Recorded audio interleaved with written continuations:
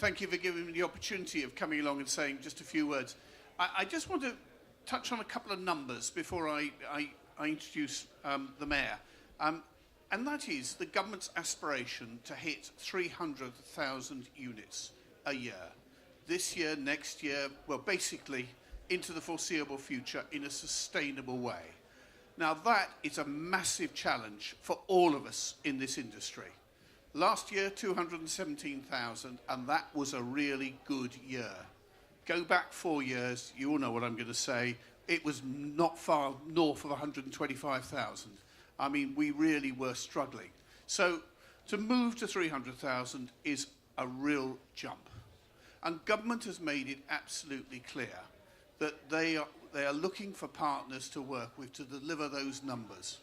And that's why at Homes England we work so closely with the Mayor, so closely with the cities of the West Midlands, because together they have such high aspirations. And for us, it's about a journey of the willing. We don't have an army of people. We have only fractionally more people, I think, than the Mayor employs. We're a small group. So for us, we haven't got time to fight people. We haven't got time to try and persuade people that building houses is a good idea. The trouble is, as we all know, vast swathes of the country don't think building houses is a good idea, and they have to be dragged kicking and screaming. That doesn't happen in the Midlands. It just does not happen. Everybody is up for growth. And so for us, it is about that journey together. And we've committed some of our people to work jointly with the West Midlands Combined Authority. We work very closely with the cities of the Midlands.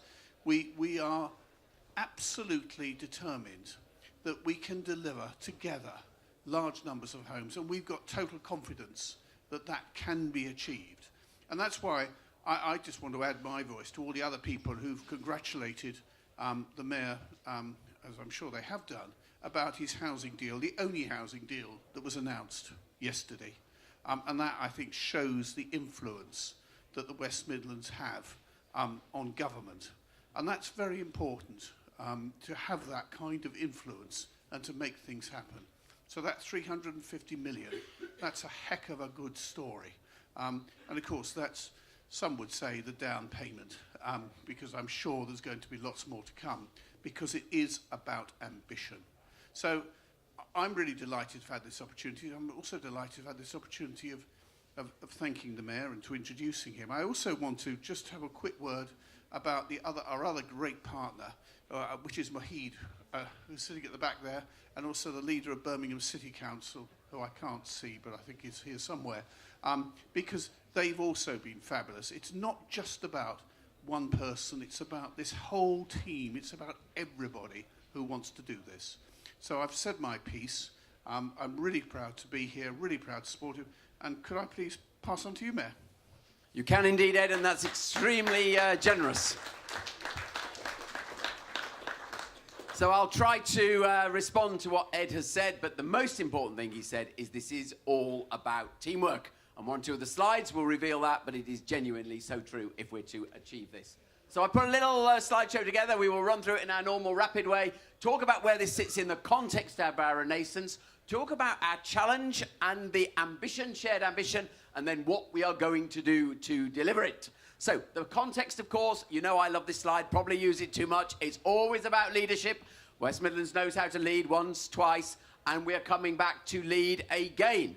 The leading position in terms of the economic backdrop, but that, in a sense, is part of the challenge. So whether it be productivity, startup, exports, inward investment, all the stats are looking good. Where does housing sit in our overall economic strategy? Very clear. We've got a number of sectors across the top that we're going to concentrate on, which are going to drive that economic performance forward faster, and we've been talking about some investments specific to them over the last 2 days. We've got three cross-cutting pieces, though, around housing, skills and transport, and that's where the combined authority comes in our coordination role. So let's have a look then at the challenge that we have. So, more jobs we celebrate, but that means more housing demand. And, you know, we're celebrating 2,200 jobs at HSBC, more demand. And of course, our population growth. And there are not many regions of the country that are projecting to grow by this 13%. And some of our cities growing faster than that. So if we've got a challenge already, those two dynamics and, of course, inward migration are making that a greater challenge. So the target that we have agreed on as a group of local authorities, not just in the combined authority, but those around, is that if we are to achieve our ambitions in our strategic economic plan, the number we're gunning for is 215,000 new homes by 2031. The one thing that's certain is that number will be wrong, it will move, but it is a very large number to focus the mind on. And the other part of the headline there, let's be clear about, of all different types. We know we need to be actually more creative in thinking about the diversity of homes that we bring to the market. Now, this is probably the single most important slide in this deck, because it says we are making progress towards that number.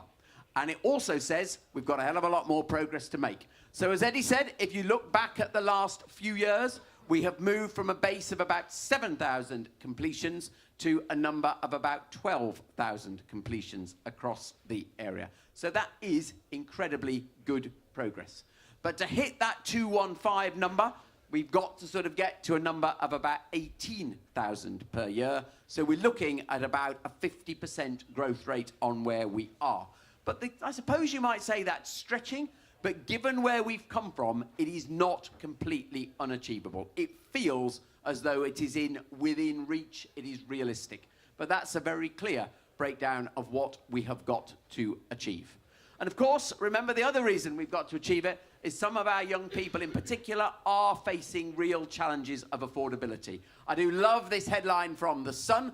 The property boom, forget London. The postcode with the fastest rising house prices in Birmingham, B16, Ladywood parliamentary constituency. So there's a social issue around us not getting some of the house price affordability issues that characterise the South East that lies behind this as well. So if that's the challenge, what are we going to do to achieve the challenge? Now, the first thing to say is actually about, let's beam out again. Let's think about the conditions that enable us to deliver this challenge. Because as ever here, it's not one subject on its own around housing. The different subjects come together. And the most important way in which we will achieve this ambition is by working together, to Ed's point. There has already been unprecedented collaboration to get us this far on the journey, and I do at this point just want to pause and pay tribute to Councillor Sean Coughlin, leader of Walsall Council, who is the portfolio lead for housing for the Combined Authority, who has done a great job at pulling people together in our Housing and Land Delivery Board. And similarly, Gareth Bradford, our Housing and Land Director for the Combined Authority, is looking very pensive as we go through this. He's thinking, what's he going to say? But anyway, it is a team game, and those two people have played a critical role, and every authority has a role to play in the solution.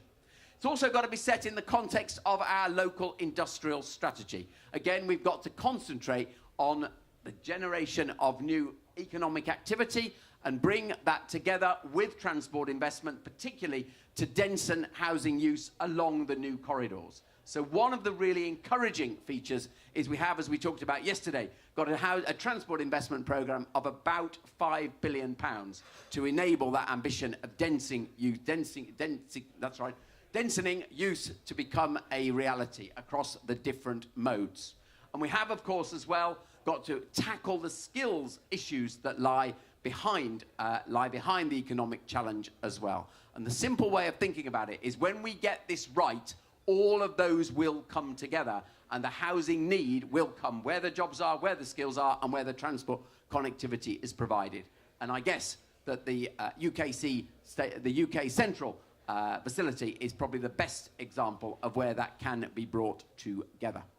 And we need to do it in an inclusive way, as we've talked about, and really make sure that new life is brought to the communities that have possibly missed out. Hence, this slide that we talk about inclusive growth for all the communities in the West Midlands, and reinvigorating some of our housing stock is a critical way of achieving that.